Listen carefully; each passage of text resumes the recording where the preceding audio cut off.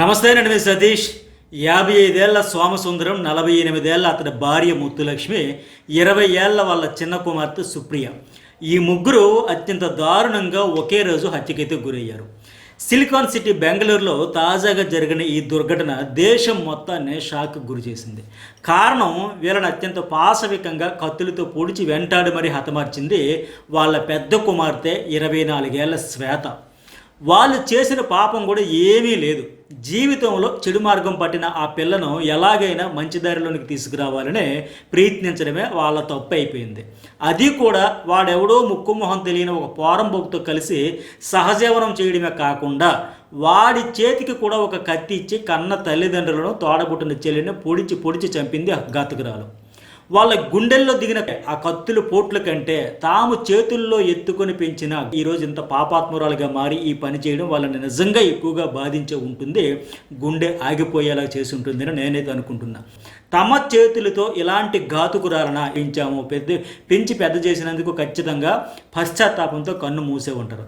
అసలు ఏం జరిగింది అనేది చూస్తే ఇలాంటి ఘటనలు రెగ్యులర్గా ఎక్కడో ఒక్కడ జరుగుతామని చూస్తూ ఉంటే అసలు తప్పు ఎక్కడ జరుగుతుందో అనేది కూడా అర్థం కాని పరిస్థితులు ప్రస్తుతం నెలకొంటున్నాయి. ఒకప్పుడు ఇలాంటి దారుణాలు, పాశవిక ఘటనలు మన దేశంలో చాలా చాలా అరుదు. కానీ ఇప్పుడు రోజు ఇలాంటివి ఎక్కడో ఒక చోట ఏదో ఒకటి అత్యంత దారుణమైన పరిస్థితుల వార్తలే వినాల్సి వస్తూ ఉంది.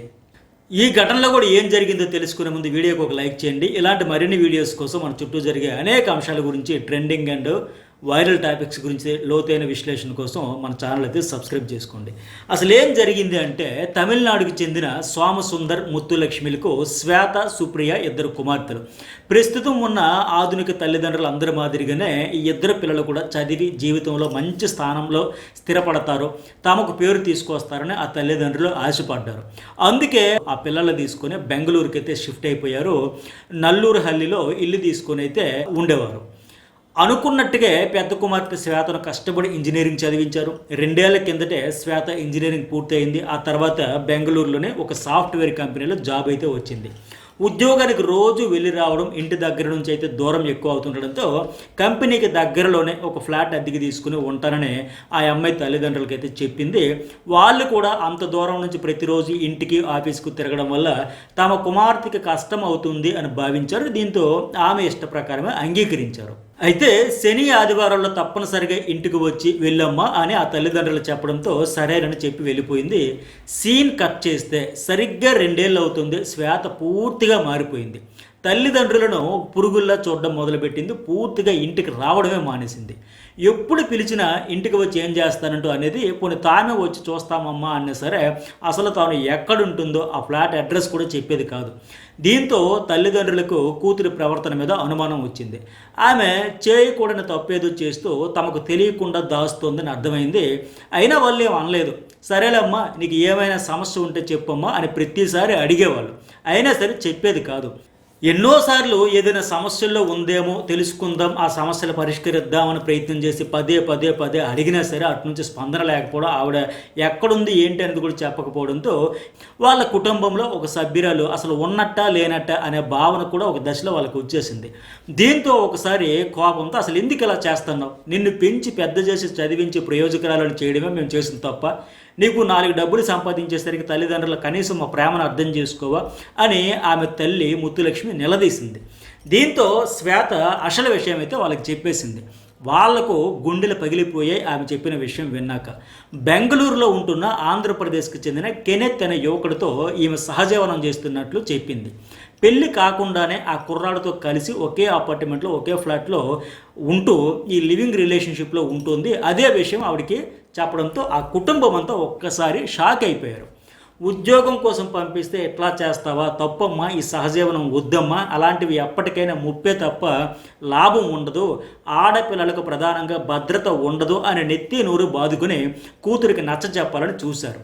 ఇంటికి వచ్చాయమ్మా అని ఎన్నోసార్లు కాళ్ళ వేలప్పుడు బ్రతిమలాడారు. కానీ ఆమె ఆ ప్రియుడు కెనెత్తోనే ఉంటానని తెగేసి చెప్పేసింది.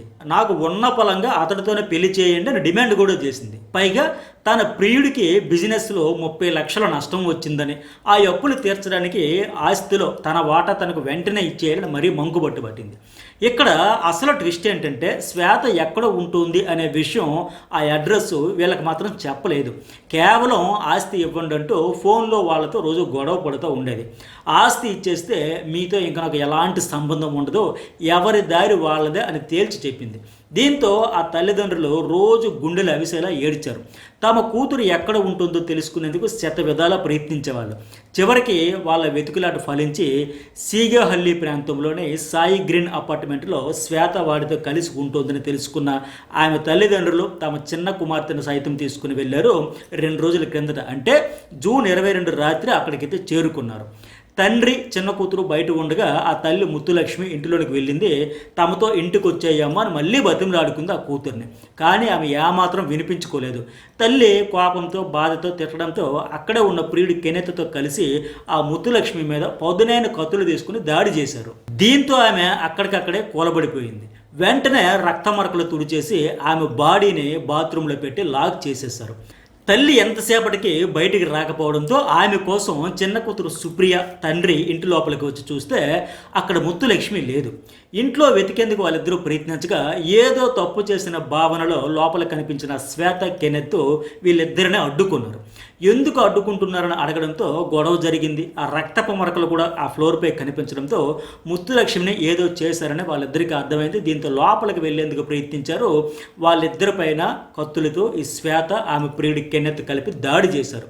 దీంతో పాపం స్పాట్లోనే ఆ చెల్లెలు సుప్రియ కూడా ప్రాణాలు కోల్పోయింది.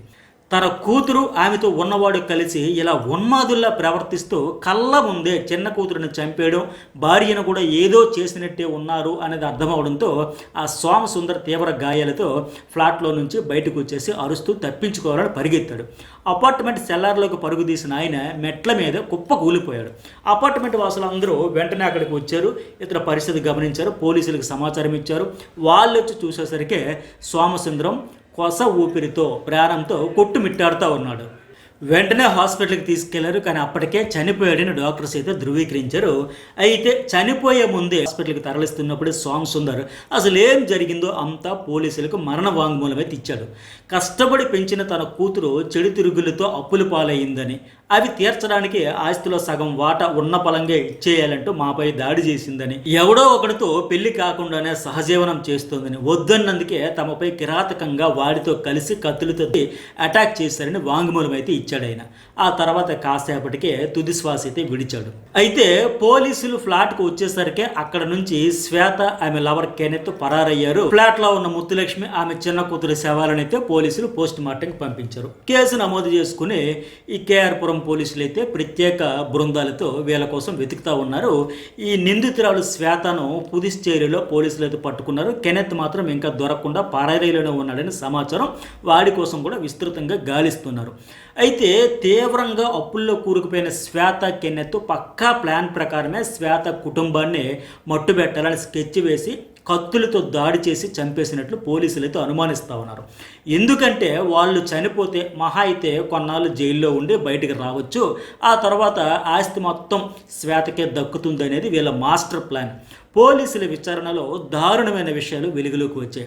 మొదట ఇంటిలోనికి వచ్చిన ముత్తులక్ష్మి తన కూతురు శ్వేతతో మాట్లాడుతుంటే మధ్యలోనికి ఆమె ప్రియుడి కెన్నెత్ దూరి గొడవ చేశాడని, దీంతో మాట పెరిగి వాగ్వాదం జరిగి ఆ తర్వాత ముత్తులక్ష్మిపై శ్వేత కూడా ఈ ఒక కత్తి లాంటి పదునైన ఆయుధంతో దాడి చేసి చంపేసినట్లు ప్రాథమికంగా గుర్తించారు. అయితే కేవలం తల్లి ఒక్కరే తన ఇంటికి వచ్చిందని శ్వేత భావించింది. అందుకే చంపేశాక రక్తపు మరకలు లేకుండా క్లీన్ చేసి శవాన్ని తీసుకెళ్లి బాత్రూంలో పడేసి లాక్ చేసేశారు. బయట ఉన్న సోమసుందర్, సుప్రియ వీళ్ళు ఇంటిలోనికి వచ్చే సమయానికి మొత్తం శుభ్రం చేసేసిన ఆనవాళ్లు కనిపించాయి. పోలీసుల కథనం ప్రకారం సుప్రియ ఇంట్లోకి ప్రవేశించినప్పుడు శ్వేత ఆమెను అడ్డుకుంది. కెన్నెత్ ఆయుధంతో ఆమెపై దాడి చేసి చంపేశాడు. ఆ తర్వాత సోమసుందర్పై కూడా అదే ఆయుధంతో దాడి చేశారు. తీవ్ర గాయాలైనప్పటికీ అతను ఇంటి నుంచి బయటకు పరిగెత్తుకుంటూ సహాయం కోసం అరిచాడు. కానీ అప్పటికే బాగా రక్తం పోవడంతో అతని ప్రాణాలను కాపాడలేకపోయారు. శ్వేత తన లవర్తో కలిసి జల్సాలు చేయడం కోసమే బ్యాంకు లోన్లు, క్రెడిట్ కార్డులు వాడేసి విపరీతంగా అప్పులు చేసేసిందని సోమసుందర్ చనిపోయే ముందు పోలీసులకి చెప్పాడు. వాళ్ళు ఏ వ్యాపారం చేయలేదని, కేవలం ఆ 30 లక్షల అప్పులు కూడా శ్వేత పేరు మీద ఉన్న బ్యాంక్ లోన్స్, ఆమె పర్సనల్ లోన్స్, విచ్చలవిడిగా వాడేసిన క్రెడిట్ కార్డుల వల్ల ఆ అప్పులన్నీ పేరుకుపోయాయని, అవి ఇప్పుడు తీర్చాలంటూ ఆవిడ మీద ఒత్తిడి ఉండడంతో వీళ్ళిద్దరూ ఎలాంటి బిజినెస్ చేయకుండా, అసలు బిజినెస్ చేస్తేనే కదా నష్టపోవడమో లాభపోవడమో, అసలు నా బిజినెస్సే లేదు ఇంకా నష్టమో పోలేదు. సో బెంగళూరులో లగ్జరీగా జీవించడానికే ఈ నిందితులిద్దరూ జులై ఖర్చుల కోసమే ఈ అప్పులు చేశారని బయటపడింది. ఈ అప్పులు తీర్చేసి ఆస్తిలో వాటా ఇవ్వాలంటూ శ్వేత తన తల్లిదండ్రులపై తీవ్ర ఒత్తిడి తెచ్చింది. ఆ బ్యాంకుల నుంచి రికవరీ నోటీసులు పదే పదే రావడం, ఆ విషయం తల్లిదండ్రులకు తెలిసి వాళ్ళు గట్టిగా నిలదీయడంతోనే ఈ ఘర్షణ పెద్దదై ఏకంగా 3 కుటుంబీకుల హత్యలకు దారితీసింది. అయితే ఈ శ్వేత లవర్ జే కెనెత్ కూడా ఇంజనీరింగ్ పూర్తి చేశాడు. వీళ్ళిద్దరూ ఒకే కాలేజీలో క్లాస్మేట్స్. అప్పటి నుంచే వీళ్ళిద్దరి మధ్య ప్రేమాయణమైతే కొనసాగుతుంది. కెనెత్ ఆంధ్రప్రదేశ్కి చెందిన కుర్రాడైనప్పటికీ ప్రస్తుతం బెంగళూరులోనే శ్వేతతో కలిసి ఉంటున్నాడు. అతను కుటుంబ వివరాలు ఇంకా బయటకు రాలేదు. అయితే కెనెత్ కూడా ఎలాంటి ఉద్యోగం చేయకుండా ఆ శ్వేతతో కలిసి విలాసవంతమైన జులై జీవితానికి అలవాటు పడ్డాడని, శ్వేతను పూర్తిగా తన అదుపులోకి తెచ్చుకున్నాడనే విచారణలో అయితే తేలింది. కేసు దర్యాప్తులో ఉంది. ఇద్దరిని అరెస్ట్ చేశాక దర్యాప్తు పూర్తి చేసి మీడియాకి అయితే పూర్తి వివరాలు చెప్పబోతూ ఉన్నారు. ఓవరాల్ ఇన్సిడెంట్పై మీకు ఏమనిపించిందో, సమాజం ఎటుపోతుందో, ఈ సహజీవనంపై మీ అభిప్రాయం ఏంటి? అసలు చూస్తే నిజంగా గుండెలు దొరికిపోయే మాదిరి ఇంత షాకింగ్ ఇన్సిడెంట్పై మీ అభిప్రాయం ఏంటి అనేది కామెంట్ చేయండి. వీడియోకి లైక్ చేయండి. ఛానల్ అయితే సబ్స్క్రైబ్ చేసుకోండి.